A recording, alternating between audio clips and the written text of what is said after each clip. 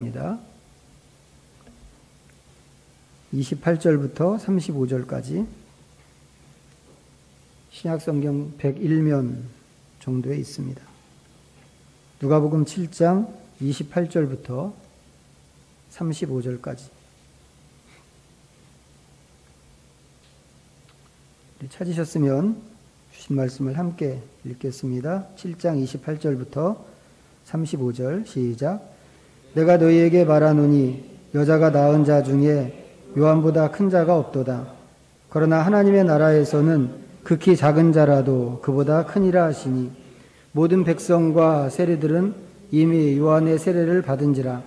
이 말씀을 듣고 하나님을 의롭다 하되 바리새인과 율법 교사들은 그의 세례를 받지 아니하므로 그들 자신을 위한 하나님의 뜻을 저버리니라. 또 이르시되 이 세대의 사람을 무엇으로 비유할까? 무엇과 같은가? 비유하건대 아이들이 장터에 앉아 서로 불러 이르되 우리가 너희를 향하여 피리를 불어도 너희가 춤추지 않고 우리가 곡하여도 너희가 울지 아니하였다 함과 같도다. 세례 요한이 와서 떡도 먹지 아니하며 포도주도 마시지 아니하며 너희 말이 귀신이 들렸다 하더니 인자는 와서 먹고 마시매 너희 말이 보라 먹기를 탐하고 포도주를 즐기는 사람이요 세리와 죄인의 친구로다 하니 지혜는 자기의 모든 자녀로 인하여 옳다함을 얻느니라. 아멘. 전에 제가 이런 얘기 한번 해드렸는지 모르겠는데 제가 한 중학교 2학년 때쯤에서 현대문학이라고 하는 그 월간 문예지를 한번 읽은 적이 있습니다. 저희 집안에 고모뻘 되시는 분이 그때 대학생이었는데 저한테 그 책을 이렇게 주면서 한번 읽어보라고 해서 굉장히 두꺼운 책이었는데 하여튼 그 나이 눈으로 볼 때 다는 못 읽고 이제 그 중에서 이제 몇 단락 이렇게 단편 소설 이제 몇 개를 좀 읽게 됐는데 그때 읽은 단편 소설 중에 천국과 관련된 이제 이야기가 있었습니다. 두 사람이 죽어서 이제 황천길을 이렇게 걷고 있었습니다. 그 길을 같이 걸어가는데 한 사람은 세상에서 살 때 되게 착하게 산 사람이었고 한 사람은 아주 악하게 살다가 죽은 사람입니다. 두 사람이 이제 같이 가면서 서로 자기 소개를 하고 이제 길동무가 돼서 이제 그 길을 가는데 뭐 다른 사람 없고 둘만 있으니까 뭐 세상에서 어떻게 살았는지 또 앞으로는 자기들의 운명이 어떻게 될 건지 뭐 이제 그런 것들을 이제 이야기하면서 갔습니다. 나쁜 짓만 하고 살던 사람은 자기가 산 게 있으니까 자기는 심판을 받고 아마도 지옥에 떨어질 거다. 이제 이렇게 생각을 했고 착하게 산 사람은 자기가 그래도 열심히 바르게 살았으니까 자기는 그래도 천국에 가지 않겠냐. 이제 이렇게 생각을 했습니다. 그런 얘기를 주거니 받거니 하다가 한참을 갔는데 두 갈래 길이 나왔어요. 한 길은 잘 닦인 넓은 길이고 한 길은 좁고 좀 거친 그런 길이었습니다. 어느 쪽으로 가야 할 건가를 결정해야 되는데 나쁘게 산 사람은 자기는 기왕에 지옥에 갈 거니까 좋은 길로 가겠다고 하고 이제 그쪽을 선택해서 갔고 착하게 산 사람은 좁은 길로 가는 게 그래도 더 좋다는 그런 말을 내가 들은 것 같다고 하면서 이제 좁은 길을 선택했습니다. 이제 그러면서 이 사람들은 자기들이 선택한 길이 각각 이제 하나는 지옥으로 가는 길이고 하나는 천국으로 가는 길일 거라고 이제 그렇게 생각을 했습니다. 천국에 갈 거라고 생각한 사람이 이제 한참을 가다가 목적지에 도달했는데 가서 보니까 과연 거기가 진짜 천국인 것처럼 그렇게 보였습니다. 뭐 온통 아름답고 향기가 있고 꽃이 펴 있고 평화롭기가 그지없는 이제 그런 곳이었습니다. 이 사람이 속으로 생각하기를 내가 과연 천국에 왔구나라고 생각을 했습니다. 그리고는 얼마 안 있어서 아주 곱게 차려입은 선녀가 나와서 이 사람을 맞이하고는 길을 안내를 했습니다. 이 사람은 이제 그런 과정들 자체가 너무 좋았죠. 내가 예상한 대로 잘 왔구나 생각을 했고, 앞으로 이 천국에서의 삶이 얼마나 행복할까 하는 것을 상상했습니다. 그리고 이제 안내하는 그 선녀를 따라서 한참을 가는데 저만큼 저쪽에 아는 사람이 있는 게 보였어요. 누군가 가까이 가서 봤더니 오면서 만났던 그 나쁜 사람. 그 사람이 자기보다 먼저 와서 거기에 자리를 잡고는 누워 있고, 그 옆에서 또 예쁜 선녀가 부채질을 이렇게 하고 있는 그런 모습을 본 겁니다.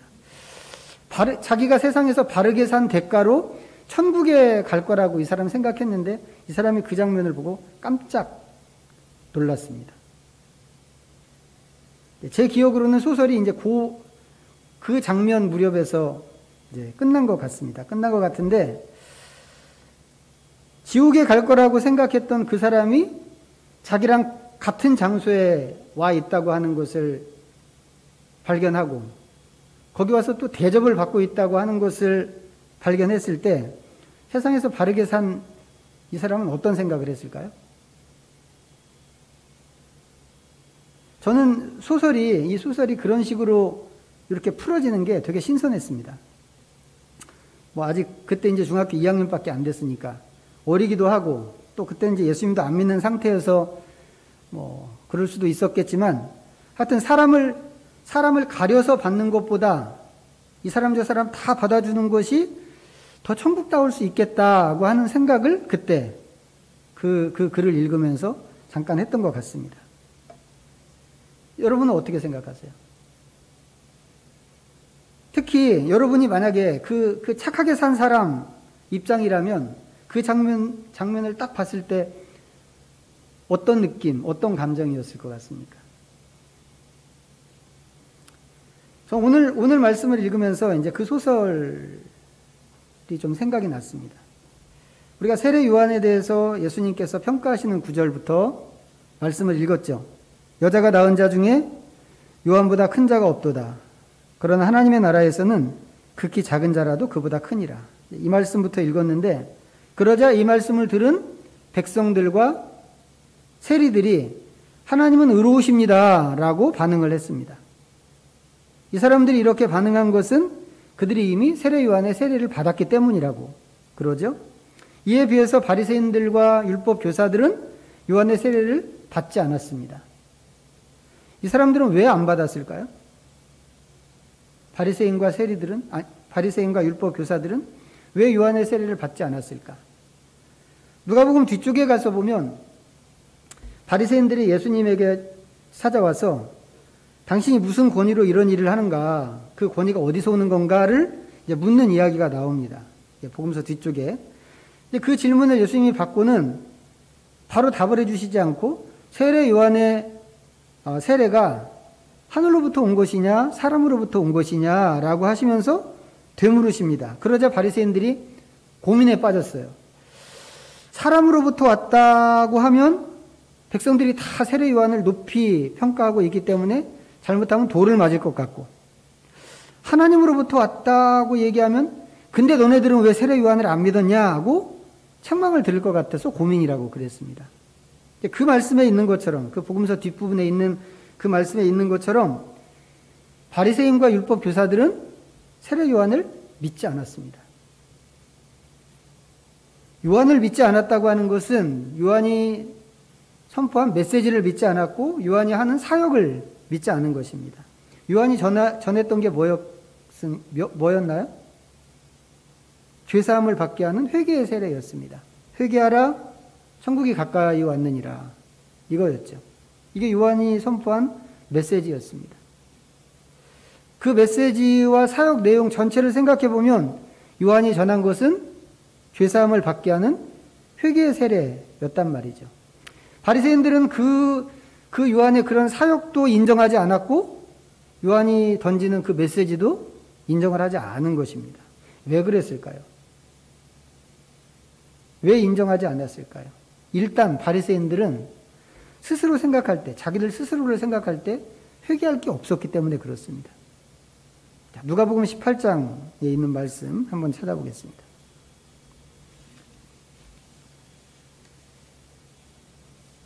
126면 누가복음 18장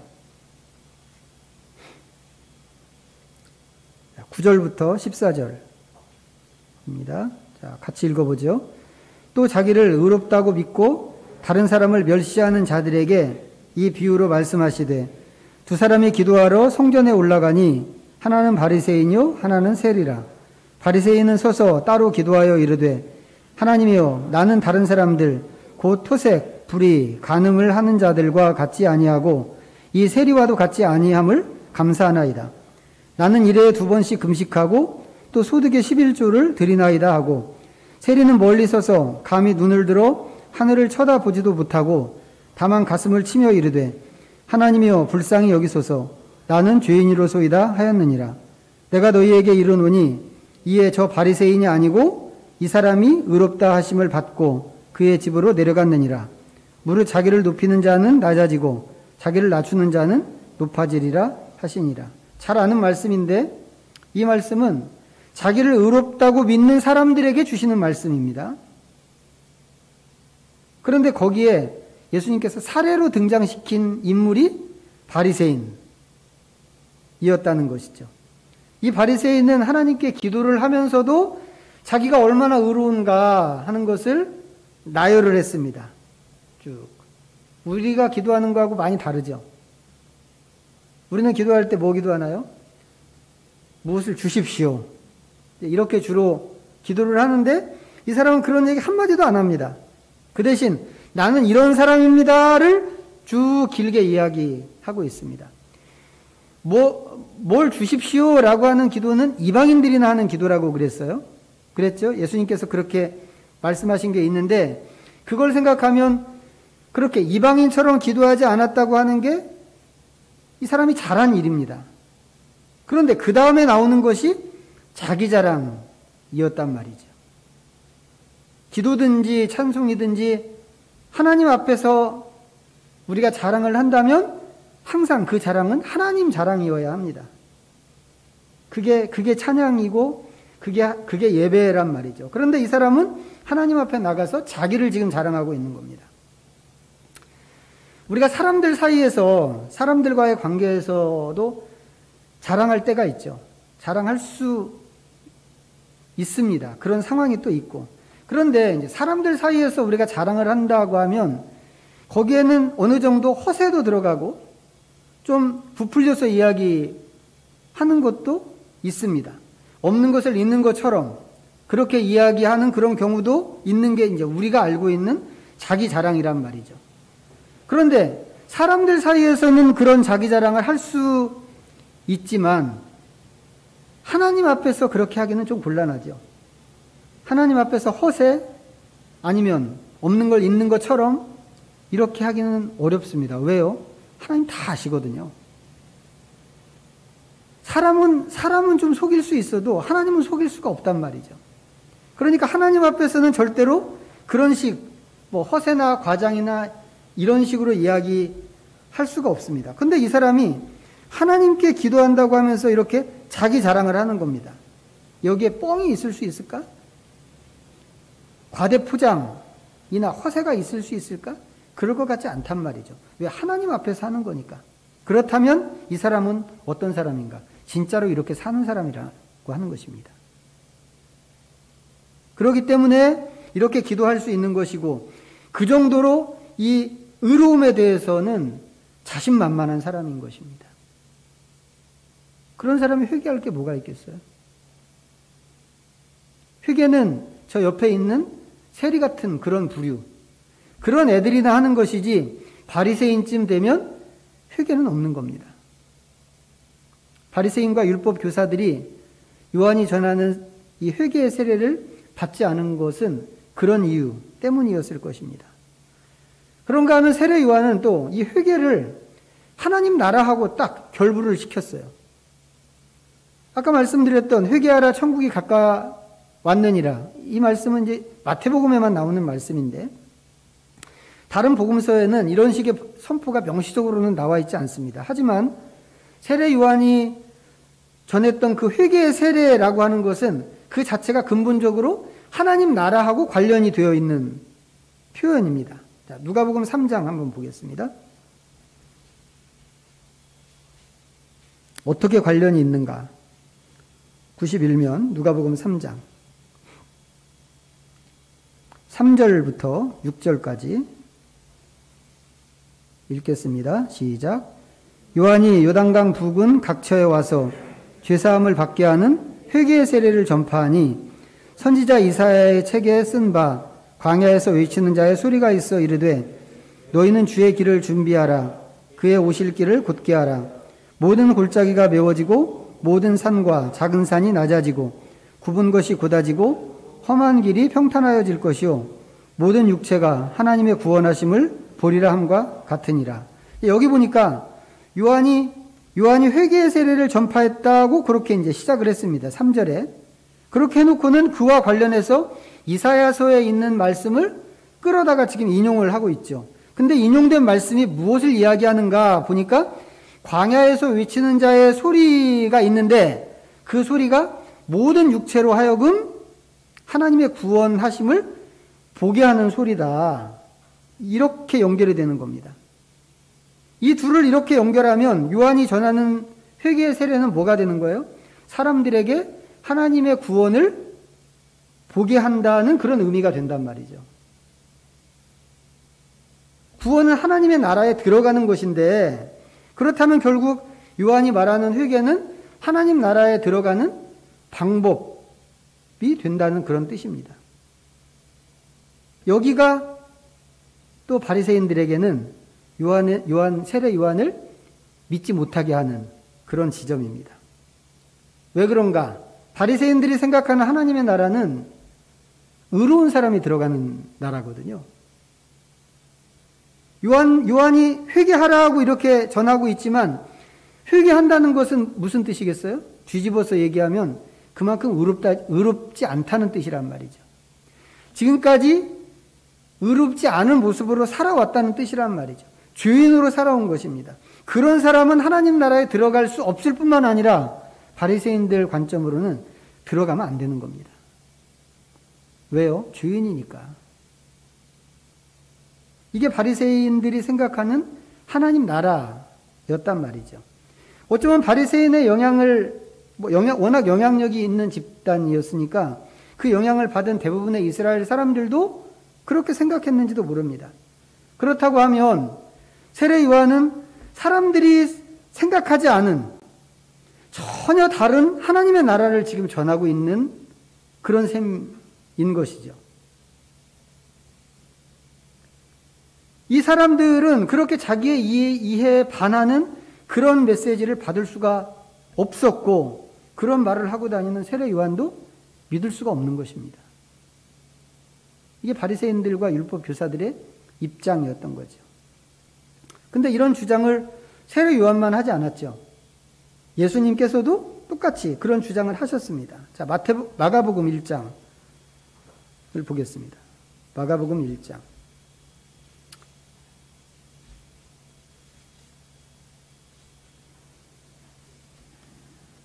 14절과 15절. 1장 14절 15절 두 절만 봅니다. 시작. 요한이 잡힌 후 예수께서 갈릴리에 오셔서 하나님의 복음을 전파하여 이르시되 때가 찼고 하나님의 나라가 가까이 왔으니 회개하고 복음을 믿으라 하시더라. 예수님께서 세례를 받으시고 공생애를 시작하시는데 가장 먼저 선포하시는 말씀이 회개하라 였습니다. 예수님의 말씀은 세례 요한이 전한 것보다 이제 성경의 기록에 의하면 기록대로 하면 훨씬 더 구체적인데 예수님께서 전하신 하나님의 나라도 역시 회개함으로 들어가는 그런 나라입니다. 바리새인들한테는 예수님도 세례 요한처럼 자기들이 받을 수 없는, 용납할 수 없는 그런 말씀을 하시는 거죠. 자기들은 의롭고 소위 죄인들이라고 하는 사람들하고는 다른 인생을 살았기 때문에 그런 것입니다. 이게 바리새인들이 갖고 있었던 신학이고 신념, 확신이었습니다. 그런데 아까 읽었던 누가복음 18장에 나오는 바리새인과 세리의 기도, 거기서 뭐라고 그랬나요? 예수님께서 저 바리새인이 아니고 이 사람 세리가 의롭다 하심을 받고 그의 집으로 내려갔다고 그랬습니다. 왜 그렇게 됐을까요? 세리가 자기 죄를 알고 가슴을 치며 회개했기 때문에 그렇게 됐다는 것이죠. 그럼 바리새인은 어떻게 됐을까요? 바리새인은 우리가 오늘 처음에 읽었던 본문 누가복음 7장에서는 그들 자신을 위한 하나님의 뜻을 저버렸다고 그랬습니다. 30절이죠. 오늘 본문 30절. 바리새인과 율법 교사들은 그의 세례를 받지 아니하므로 그들 자신을 위한 하나님의 뜻을 저버리니라. 왜 이렇게 됐나요? 회개하지 않아서 이렇게 된 거죠. 회개하지 않아서.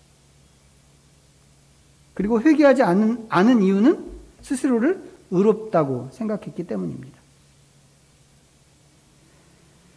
우리는 이제 이런 상황들을 이렇게 보면 바리새인들의 이 태도를 이해하기가 참 어렵습니다. 우리가 생각할 때는 이 정도로까지 자신만만하게 살 수 있는 사람이 어디 있을까? 그런 생각이 우리 안에 있기 때문에 이 사람들 태도 이해하기 어렵단 말이죠. 사람이 아무리 반듯하게 산다고 해도 살아가다 보면 실수로라도 잘못하는 경우가 한 번 이상은 다 있잖아요. 아, 내가 왜 그랬지? 싶은 그런 경우라도 다 있기 마련인데 이 사람들은 마치 단 한 번의 실수조차도 안 하는 사람처럼 그렇게 행동하고 있단 말이죠. 이거 스스로를 속이는 거 아닌가? 싶은 생각이 우리 안에 있는 것입니다. 그런데 바울이 했던 말 중에 이런 게 있어요. 자, 빌립보서 3장 한번 가볼까요? 빌립보서 3장 320면.